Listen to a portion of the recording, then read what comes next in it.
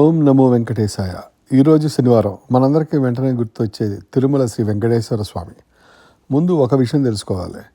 విష్ణు అనే పదం సంస్కృతంలో నుంచి విష్ అనే ధాతువు నుంచి వచ్చింది. విష్ అంటే వ్యాపించటం. అందుకే విష్ణువు అంటే అన్నింటిలో వ్యాపించి ఉన్నవాడు.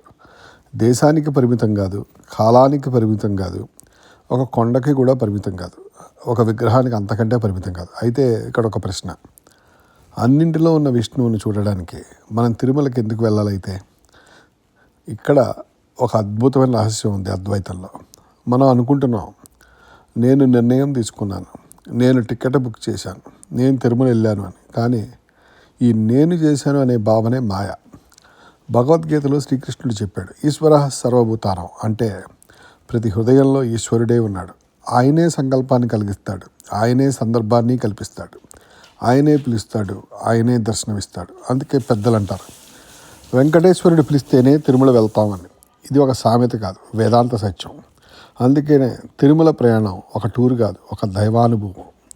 నీ జీవితంలో ఎప్పుడైనా స్వామివారి దర్శనం కలిగిందంటే అది నీ గొప్పతనం కాదు, నీ అదృష్టం మాత్రమే కాదు, అది ఈశ్వర అనుగ్రహం. కాబట్టి ఈ శనివారం సంకల్పం పెట్టండి, స్వామి నాకు కావాల్సింది అది ఇది కాదు, నాకు మంచిది ఏదైతే ఉందో ఆలోచనే ప్రసాదించు తండ్రి.